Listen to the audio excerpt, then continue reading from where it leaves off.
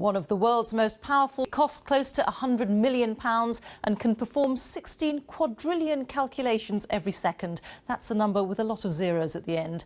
Our science editor David Shukman has the details. The endless barrage of storms last winter showed just how important it is to have accurate forecasting of the weather. Often the waves and the gale-force winds were too strong to be resisted, but at least there was some warning of the extremes that were approaching. And that meant people could be told to keep out of harm's way. At the heart of the forecast is a massive supercomputer at the Met Office.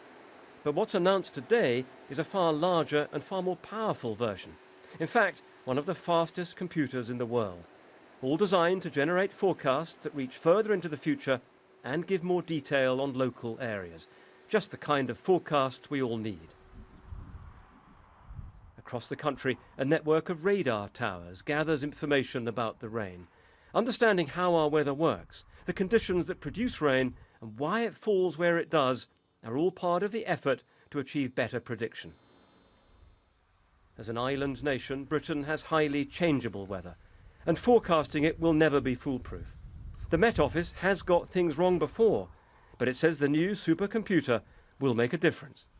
David Shukman, BBC News.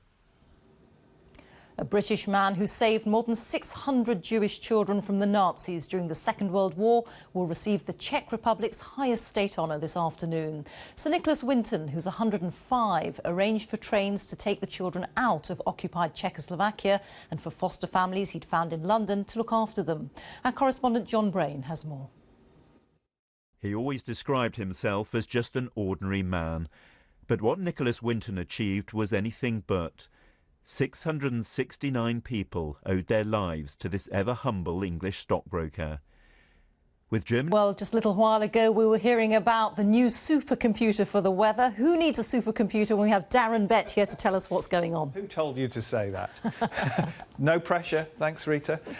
Well, it's not been super weather in the northwest of Scotland recently, but at long last we have some much needed dry weather. The last 4 days has brought over 10 inches of rain. The band of rain has been slow moving for some time, but now it's moving, and it's moving southwards, so it's clearing through Scotland, just about gone from Northern Ireland, heading over the Irish Sea, with rain setting in now across Cumbria, and that belt of rain will push further into northern England and into Wales as well. We may get a few spots of rain later this afternoon in the southwest. A bit more cloud around here, but the wetter weather arriving across a good part of Wales. Ahead of it, though, sunshine across most of the southeast, the East Midlands and East Anglia. Another very mild day, 19 degrees already.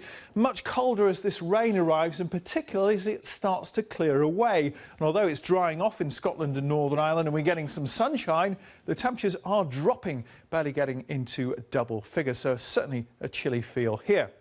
We've got 1 or 2 showers in the far north of Scotland. Those will tend to fade away overnight. Clearer skies in Scotland, Northern Ireland will follow into northern England and North Wales as our band of cloud and patchy rain trickles its way southwards overnight. With the cloud in the south and the rain, it's certainly going to keep the temperatures up here. Another very mild one, but head further north into those clearer skies. Different story, very much colder, at least a ground frost, and in some rural areas those temperatures will dip below freezing.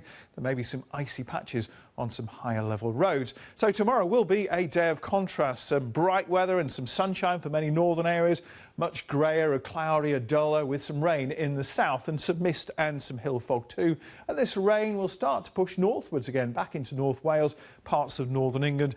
Across the northern half of the UK, it stays dry and sunny. It'll be mild in the south despite the rain, not as mild as today, and it will be cold after that frosty start across Scotland and Northern Ireland in particular. That cold air is going to be briefly with us. It gets pushed away on Thursday and Friday as the milder air pushes its way northwards again on those southerly winds. So by Thursday, we're widely seeing those temperatures mid to high teens, possibly 20 degrees again around London, depending on the sunshine. We've got a bit of rain draped across the north of Scotland perhaps, and later on in the week we will see more rain. It's coming in from off the Atlantic, and this area of low pressure will be driving our weather, and unfortunately it will bring more rain on Friday into the northwest of Scotland.